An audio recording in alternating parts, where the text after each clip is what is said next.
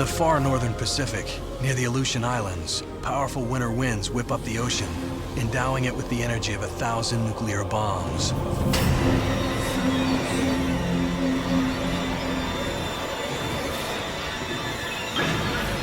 In storms like these, 100-foot swells are known to break mid-ocean, tossing large boats end over end like bathtub toys.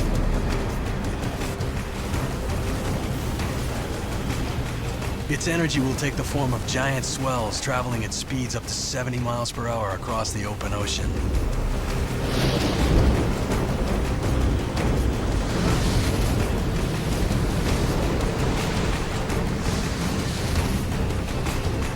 On the Hawaiian Islands, boat owners race to secure their boats, and lifeguards shut down north-facing beaches. The same news that confines fishing fleets to harbors brings joy to the hearts of an elite group of big wave riders. In the cryptic vocabulary of surfers, an atomic surf is an all-teeth situation. The first big swell of the winter season approaches Maui, with a second, the largest in recent history, close behind. With just a few hours' notice, top surfers from around the world are on their way. Laird Hamilton is known by his peers as the best big wave surfer in the world today.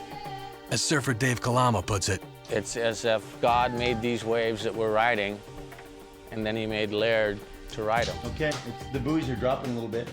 The corduroy's on, right? Yeah. We're not seeing that until this afternoon. Derek Dorner, better known as Double D, is one of the big wave gurus with more big wave experience probably than anyone else. Or even earlier, like 6.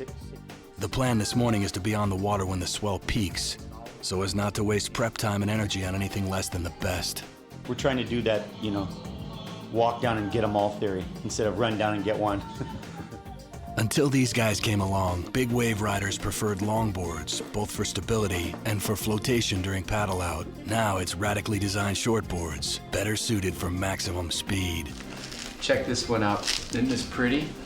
Peruvian balsa wood. Short means fast. Where a 10-foot longboard might go 15 miles per hour, these shortboards can zip along at over 3 times that speed. Once you go over the shear line, you're doing like 45 miles an hour, You need the weight. Another innovation these athletes borrowed from their windsurfing are foot straps, giving the rider more control and maneuverability. A lot of people don't use these.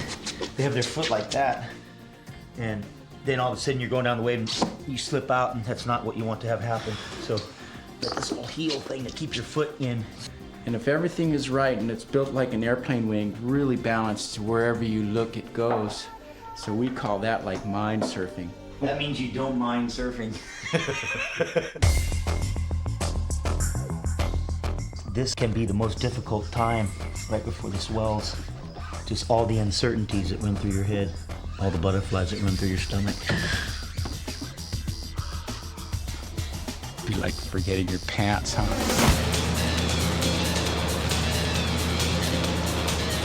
Get that heart rate up.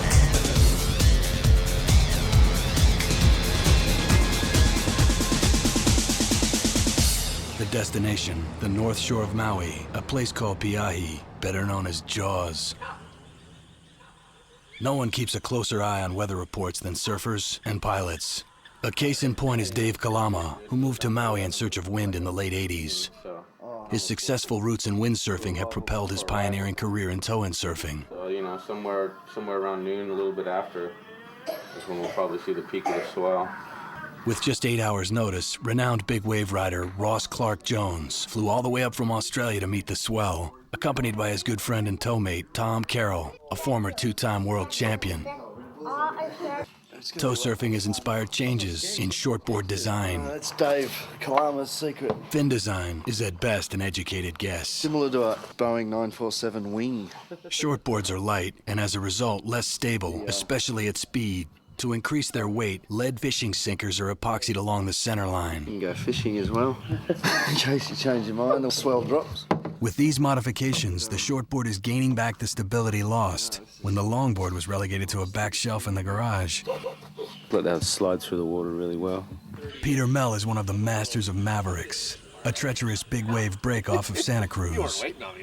He flew here to Maui all the way from Northern California. Morning. He came to meet the incoming swell and spend quality time with a few old friends. Peter Mell has been referred to as the big puppy dog. He's like a kid, always excited, happy, and full of energy. Though once a carefully guarded secret, it's now widely known that the biggest, most perfectly formed waves of the Hawaiian Islands break not on the north shore of Oahu, but on the north shore of Maui, at a place called Piahi. Look at him, he's all teeth. Dave's daddy Lima is a living legend in the world of surfing, a man in his 60s who could easily pass for half his age. Well, Pops looks fit, man. Ilima maintains a prime bit of real estate near Piahi. Good. How you doing? Good. Ilima and his dad before, as far as history records, have been surfing since the day Captain Cook discovered Hawaii, and in all likelihood for 1,000 years before, which makes Ilima a bona fide member of surfing nobility. I never met you, but Ross, Pleasure, man. enjoyed Thanks for always having me. watching you surf. Thanks for having me. Video. This is a beautiful spot you got here. Oh, thanks. Piahi, which surfers have nicknamed Jaws for obvious reasons, is believed by many to be the biggest, most perfectly formed wave, not just among the islands, but throughout the world. Unfortunately, weather service and internet notwithstanding, the big waves predicted with such certainty yesterday are nowhere to be seen. A major disappointment for all, except Tom Carroll, the one member of the group who has never surfed Piahi before. You know, I'm kind of glad it's not going to be like, you know, we're not going to see 25, 30 feet today, because to sort of jump into that size would have been way over my head. It's a kind of a welcoming day for me, I guess. It's either a welcoming or get the hell out sort of day, yeah.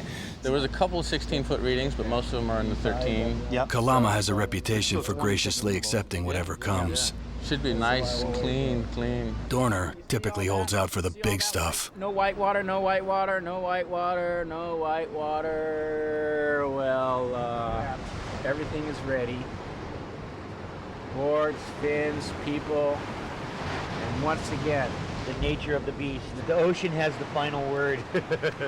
Again. Maybe it's a hoax. Maybe all the computers are wrong. Laird is the incurable optimist. His greatest fear is a flat planet. Right now, when I look at the ocean, I feel like it's like the calm before the storm, kind of like too. Noon came and went without a sizable ripple, which brings up one of the many reasons surfing is compared to sex. Both consist of long days of unfulfilled wishes, punctuated by brief moments of ecstasy. hurry up and wait. Hurry up and wait. The surf would have been up, we would have been coming in about now. There's my tow partner. Look at him, happy little boy, isn't he? It's the only thing he's ever done as far as work goes. Ribbed for your pleasure. There's some shore break over here, but it's half a mile away. With time to spare, Tom Carroll gets last-minute instructions from Dave Kalama at his home break. You'll know, because all the boats will be sitting right there, and you just know if the boats seem far away, not good. If they're close, you're safe. Go on. Go. I'm not gonna do that to you. Throw it once, you gotta throw it 100 times. Go on. There you go. Virtually all the top surfers began their careers as toddlers, encouraged, but never pushed, by surfer parents. Well, the first time I went surfing was with my father, and I wasn't even old enough to remember what I've been told. From the time I was like 3 months old, and he used to throw me in the water with a foam bubble on my back. And Started around about 7, 8 years of age. Probably first started surfing 3, had my own custom board. And I started when I was 5. My kid. He just turned 3 today. Each new generation accomplishes what their parents thought impossible. Here you go. Just hide in my butt. It's cool. If the rule holds, in a few years, little Johnny will be riding tsunamis on a tongue depressor. Typical kid. Tom Carroll has 2 little girls and a third on the way. Yeah. In January. So I'm just going to be surrounded by girls. Yeah, that's good. Yeah, which is all good. What's that thing? Gotta feed the animal. Oh. There you go. It's good for you. The jet ski is what makes tow surfing possible. I guess we're going out there. Might as well, huh?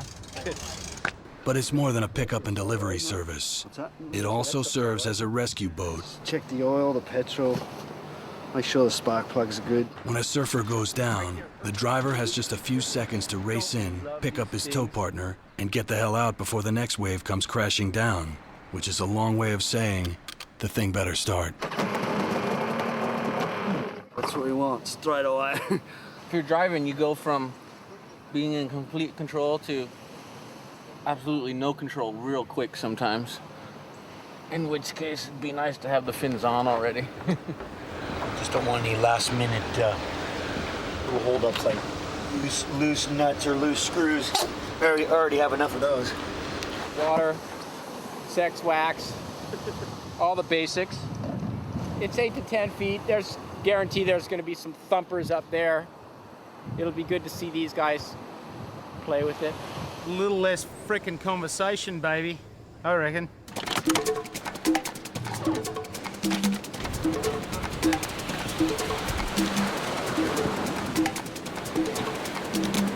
But even though the surf was small by their standards, they decided to make do with what they got rather than sit on the beach pining for more.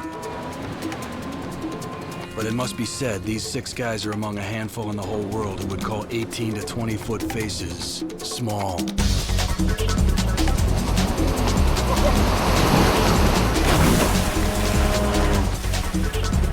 Dave Kalama, he has this demeanor that he's very relaxed. When you get him on the end of your rope and you're driving him around, the guy wants to ride anything that moves. On it, on it, on it, non-stop, Energizer Bunny.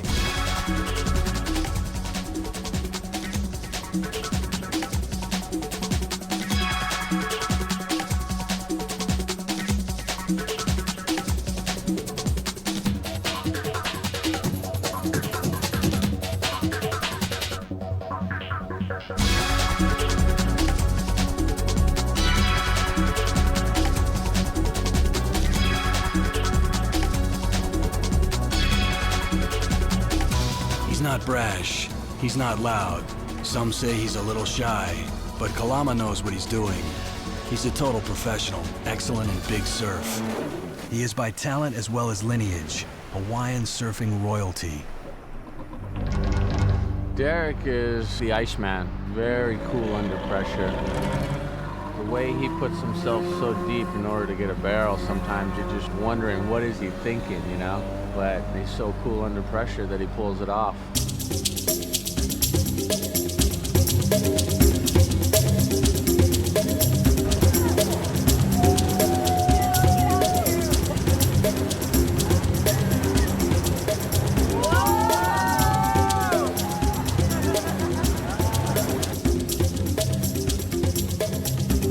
When I get the smooth spot, I have all the power in the world. And if the gravel truck doesn't hit me, I'm going to come out.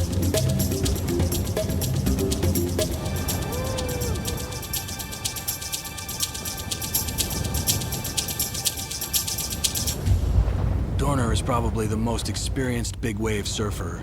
He's elegant in his surfing, very graceful and smooth. He's also a leader in the sense that he makes himself available to coach the next generation.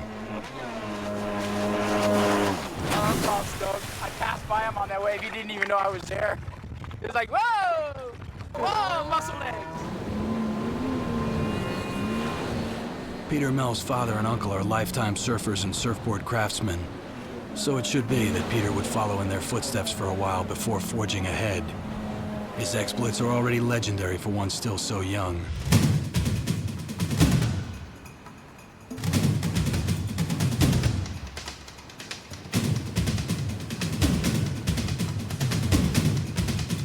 He's such a good surfer. You can see him adapting and learning on virtually almost every turn.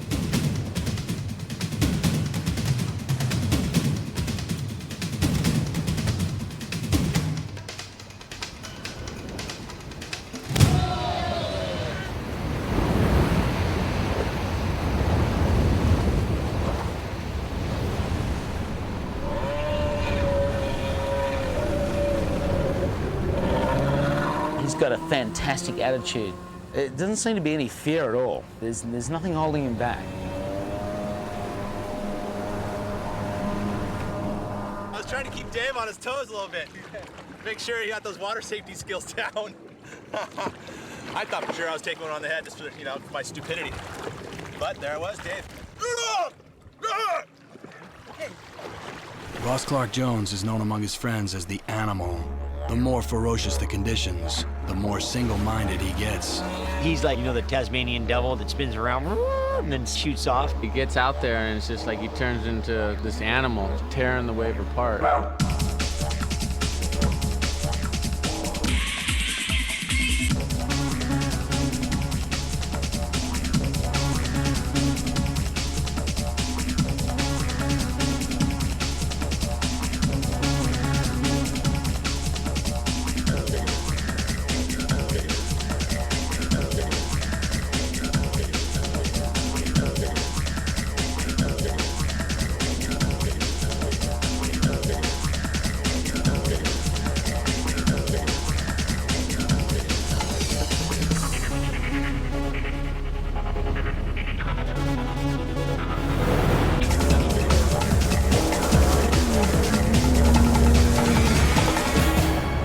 Biggest waves I've had in a few months, I guess.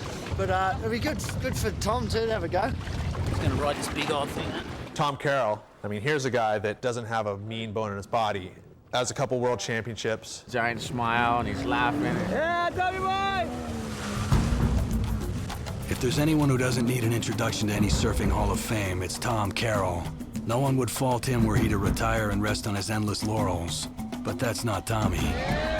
Not surprisingly, we find him once again in the front line, stepping wholeheartedly into tow surfing with his usual passion and his incredible surfing skills.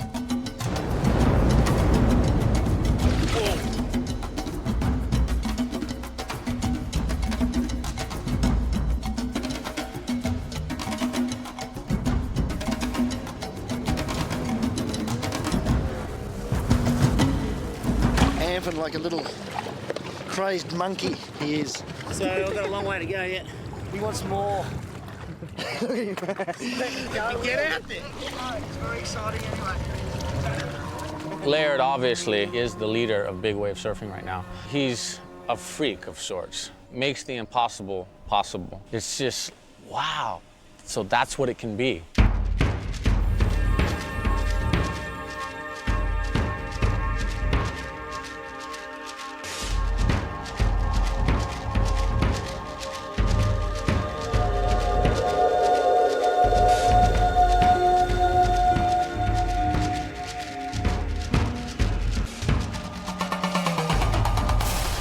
During that moment, when you're coming over the ledge and it's all the water's drawing out and the waves standing up, fear is the furthest thing from your mind. You're thinking about what it is you need to do. That's when you feel alive. That's when you're living. That's tapping into your spirit.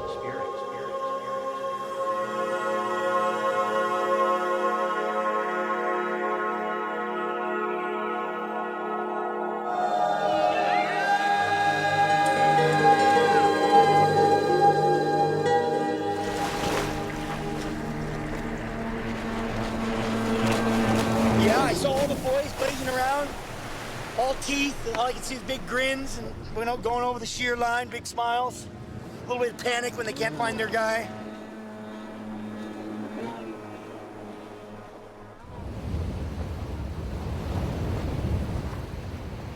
All in all, the swells were less than expected, smaller than what they had hoped for. On the brighter side, it was the first big swell after a long, flat summer. No one came back disappointed. That was cool. Yeah. Oh, we just had full bore from Maliko. Gang, gang, gang.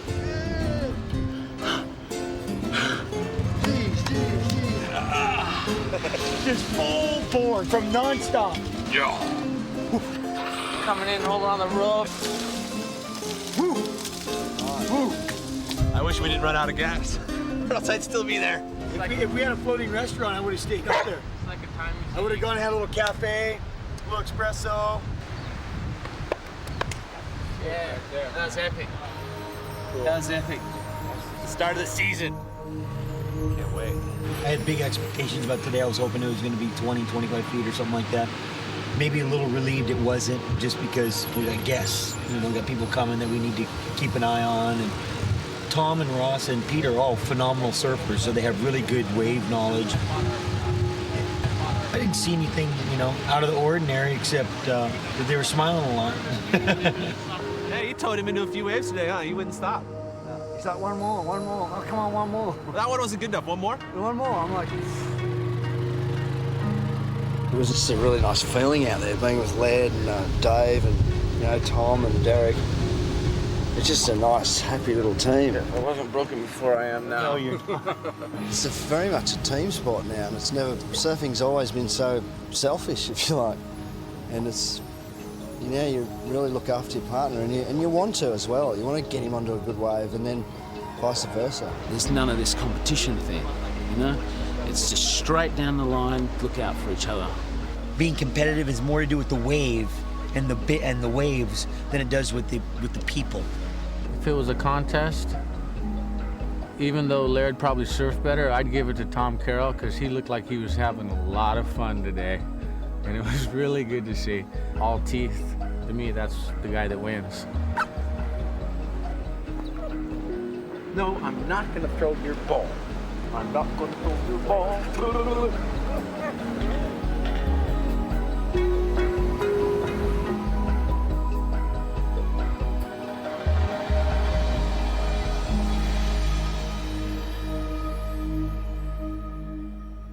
With everyone so busy riding the waves, no one thought to check the weather. The monster waves they had hoped for and missed this morning were there all right. They were simply a day late. It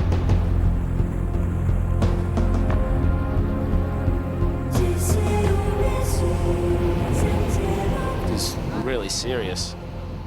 I didn't think it was that serious. When two wave fronts merge trough to peak, they can partially cancel each other out, which may explain yesterday's disappointing surf. It's not really, is it?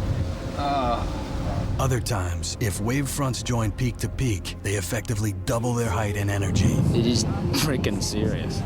I'm hallucinating. The ocean's unpredictability is one reason surfers, male surfers anyway, refer to the ocean as she. It can be so sweet and beautiful, and next minute can really piss you off. I think people like to refer to something they're very affectionate to or very close to as a her. To say her as a relationship to the ocean is like the ultimate respect, you know. And I think that's why the ocean's the same way, because you got to show the ocean respect. You show a woman respect, and there's harmony. It's going to be good today. Optimism prevailed. It'll be bigger tomorrow. Yeah. So it is. Tom Carroll has ridden waves as big as these and bigger, but not here. First called the Atom Blaster back in the 60s, Piahi was often watched, but never surfed because there was simply too much wave to paddle into. Once the boys figured out how to use tow vehicles, Jaws became the quintessential big wave of the known universe.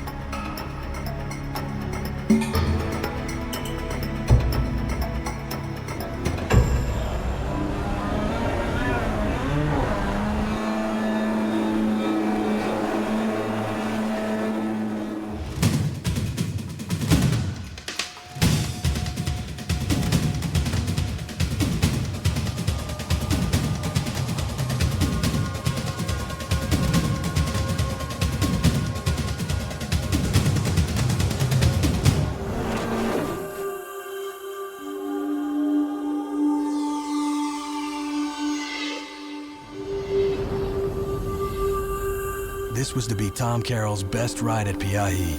In many ways, the most perfect ride of the day.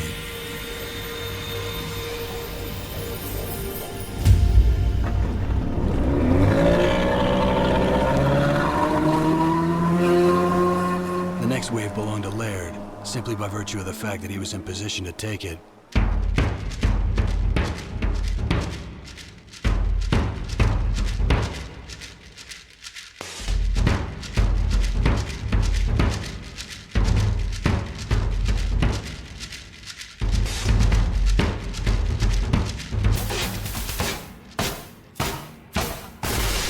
There was a famous big wave rider named Roger Erickson, and he has a great quote, which is, "Everything's all right till it isn't." Oh my God! Ah! It began as just another wipeout, uncomfortable, but not unusual. Tom's flotation vest brought him right to the surface, no problem.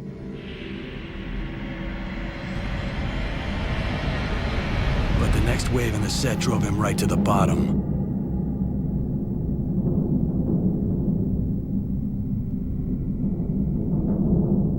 Again, Tom's flotation saved him. Wilford, who was on safety patrol that day, raced in for the rescue. Unfortunately, there was not enough time to get in and out before the next wave hit. When it did, it enveloped the ski in a blanket of foam. A jet ski sucking foam is powerless.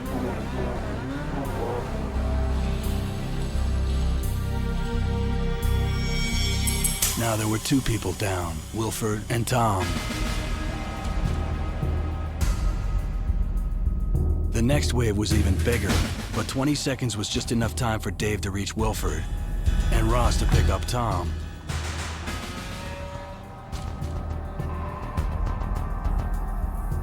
I managed to get there and get him on the sled, and the next wave was kind of bearing down on us, and I'm looking at the wave, and he's like, you know, and just hit the accelerator and get out from under there and then laugh.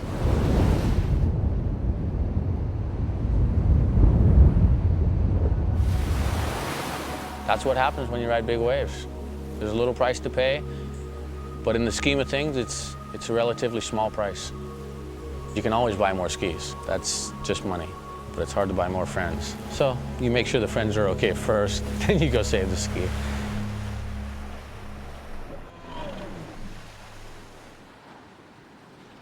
Tom came out of it shaken, but not stirred, his spirits intact, beholden to his rescuers. Thank God for Wilfred, because he was right on top of me. Analysis of the footage showed the wave to be 42 feet bottom to crest, based on Tom's height in a crouch. It picked me up, and it just basically lifted me off one of these undulations, which I was trying to work my way around. And the next minute, I'm just flying, literally like the spaceman, through the tube like that. There's no way you can fight it. You've just got to go with it.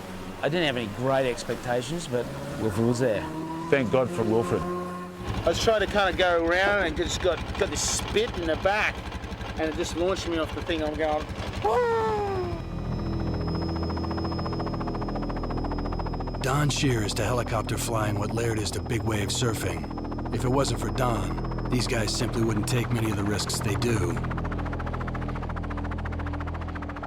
You know, I feel so close to those guys. They're real close to my heart. But just knowing those guys, knowing who they are, what they can do with Mother Nature is just unreal. The one thing I don't ever want to happen is have anybody get hurt out there.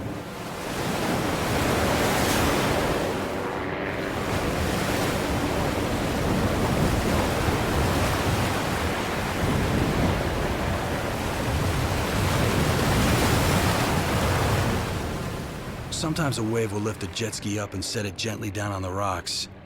On this occasion, it converted Wilford's jet ski into a small pile of spare parts. If there was a place in the Guinness Book of World Records for jet ski recovery, Don Shear would be on the top of the list.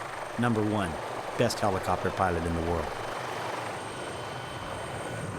Peter, gunnels, look at a lot of the parts. Block is gone, carburetors, unbelievable. I don't know what to say, guys. Skis you can replace, life you cannot. The good thing about this is we can get a brand new one.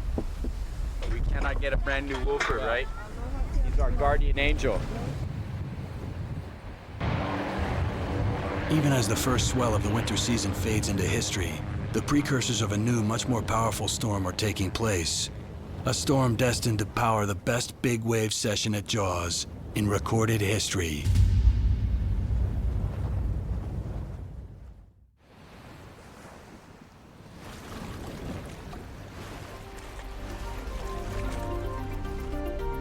Tom and Ross return to Australia to begin their summer, and Pete returns to Northern California.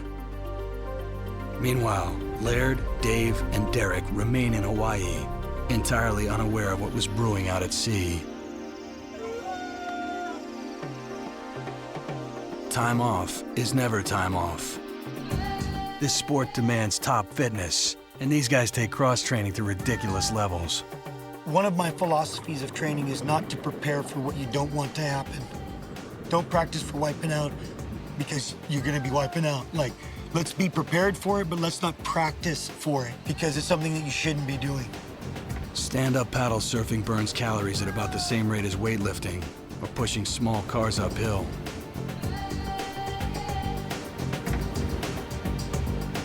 I won't go in the ocean sometimes for 4 or 5 days, and all of a sudden I just feel like something's wrong, and then I go in the water and I'm like, oh yeah, this is where I live, this is where I want to be, this is what I need.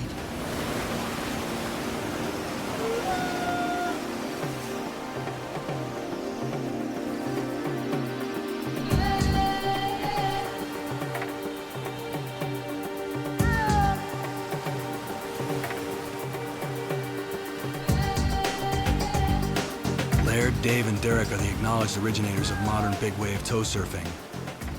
They took much of what they had accomplished in windsurfing over to the big waves, small boards, foot straps, but also style and technique. The kick-out, for example, which was typically the simple surrender to the loss of power and speed, becomes part of the deal.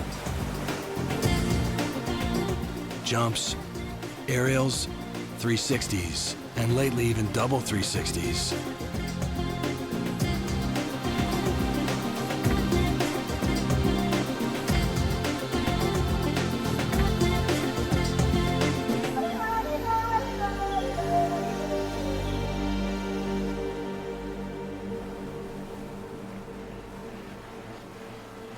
If windsurfing is the past and tow surfing is the present, the next step in board riding is levitation.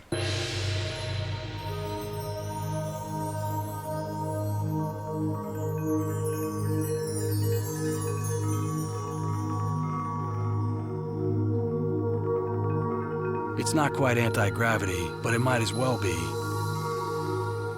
What keeps the rider aloft is a hydrofoil mounted under the surfboard.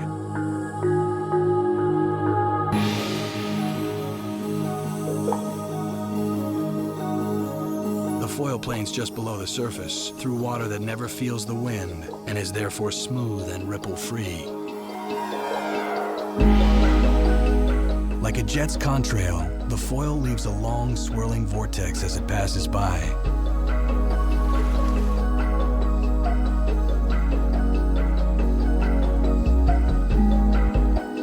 The foil also allows the surfer to take advantage of the energy stored in the rising swell long before it breaks.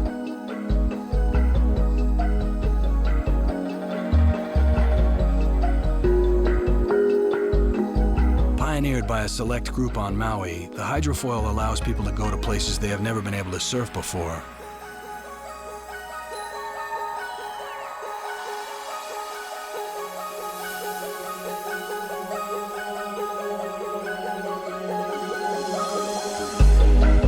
I think foils will allow us to ride waves in ways that we can't even imagine. Foils are the future of surfing.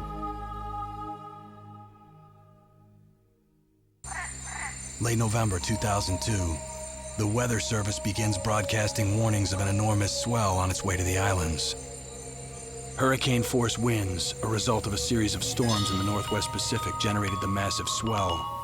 The swell was due to arrive at 8 a.m., which meant preparations had to begin in the dark.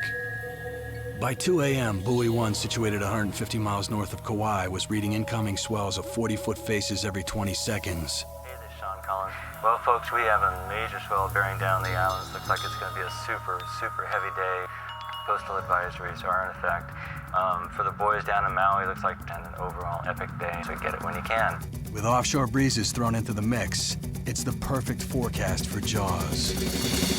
We woke up this morning, wham, here it was. Perfect. The internet says this, buoys say that. Fuck that. Read the water. Look at what's going on. There's a lot of lines coming in. The system's going. Everyone is pretty stoked right now. Even though he had surfed Jaws only a few weeks before, Ross Clark-Jones returned to Maui, joined by tow partner Kelly Slater, 6-time world champion. When you go into a situation that's potentially very lethal, it creates a bond because you're going in with these people and you're trying to survive it. And the bonds that come out of that experience are very deep. But when it's really giant, everybody's a little more concerned for people and, you know, like, please don't fall and make that wave. And if somebody goes down, you're in there to help them. As for me, oh, thank you, God, for reminding me what I was put here to do. Bring it on. Bring it on.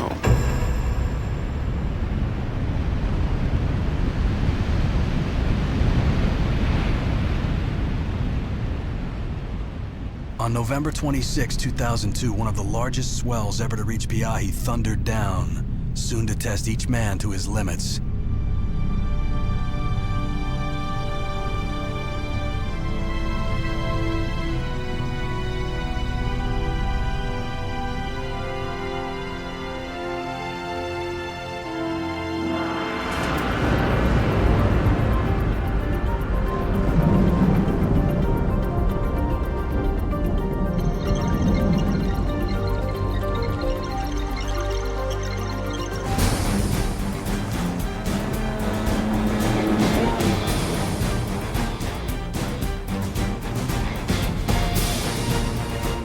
Peaks reaching as tall as 60 feet, Laird Hamilton ripped through a wall of water towering 6 stories high with speeds of up to 50 miles per hour.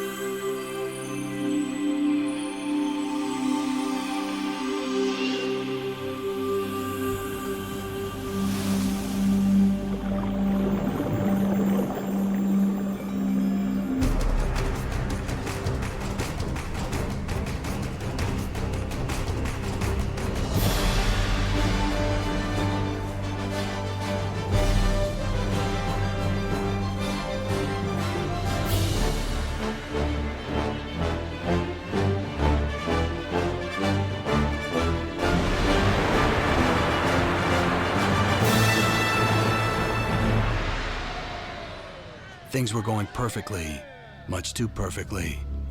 Probability demands its victims. It was just a question of who, and perhaps when. Luck, bad luck, chose Ross. You could see all the boats and everyone outside in this massive tube. I thought, yeah, I'm gonna make it. Just as I thought that, I got flicked into space. Round and round and round and round, like a spinning top through the air, and then whacked on the bottom with my feet. And I sort of popped up, and for a second I went, help. Apparently Callum fell off the jet ski trying to get to me. It was that much whitewater. So he missed me, and then I took another one on the head, and it kind of dragged me around a bit. And then someone got me. So it was my first wipe out of Jaws, and it's definitely got teeth. It's definitely got teeth on it. Unfortunately, Ross wasn't Jaws' only victim that day.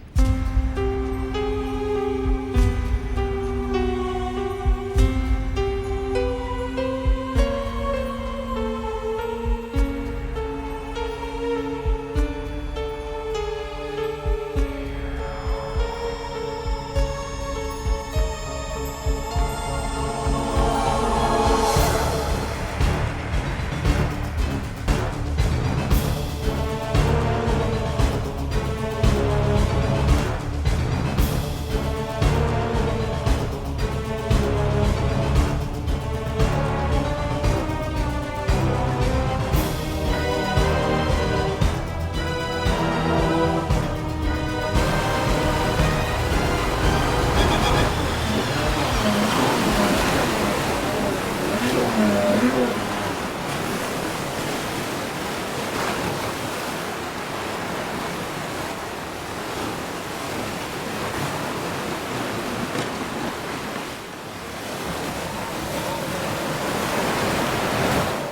Shearer has the most important role in the action.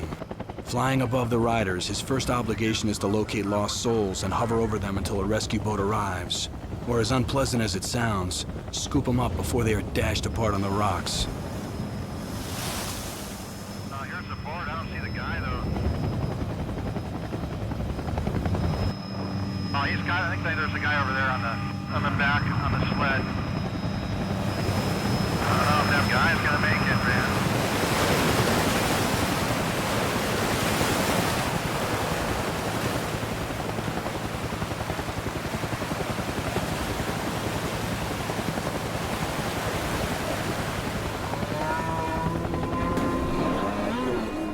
Probably more injuries and more equipment loss in that one day than all the 10 years before.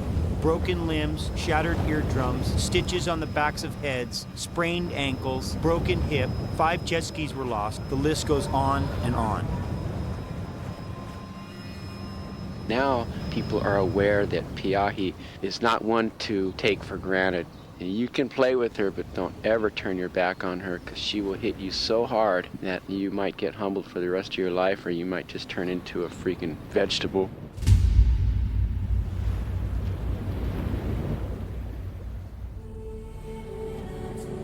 We eat, sleep, do everything around Piahi. We go down there, clean the beach, we make offerings, we do whatever we can to make peace when we leave, so that when we come back, there's a good feeling. In other words, we don't fuck with her.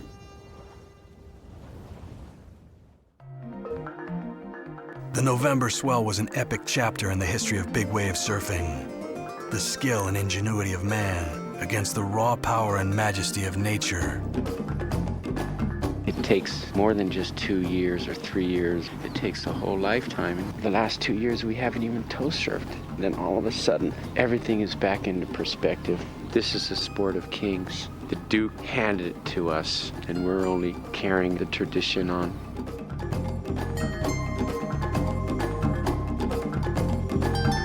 Every now and then, on one of those special days like November 26th, you'll have a moment that it literally slows time down. It's almost an out-of-body experience, that moment of nirvana where you're actually part of everything that you're doing. And for me, when I experience those moments, that's the draw for me. That's what brings me back. That's what makes me want to go out and ride those big waves.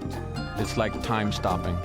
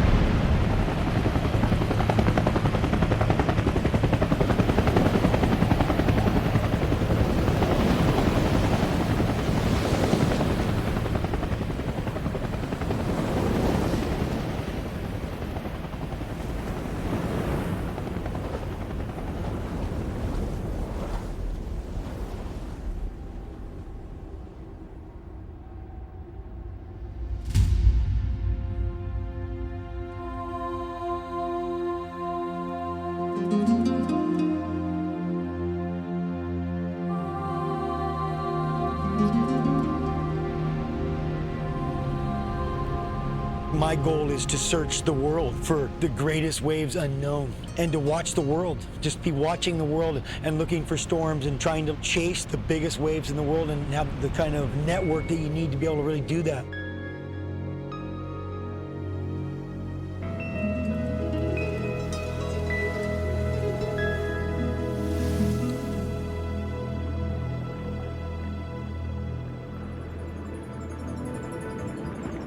People always want to know, with all the risk involved, why do you ride big waves? The spirit of it, something burning inside. We're all dolphins trapped in human bodies. If I'm given a second life on Earth, you'll know where to find me.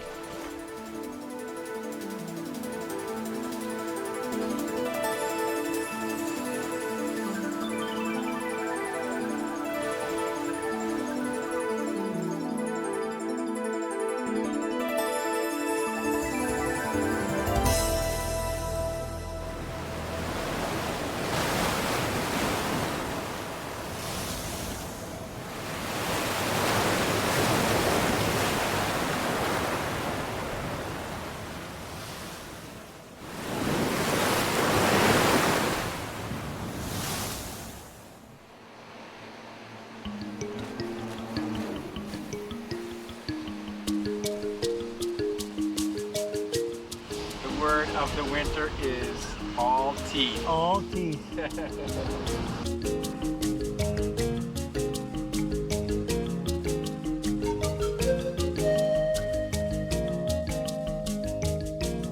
You know, these are the hardest shots to shoot because you always have one moron looking the wrong way.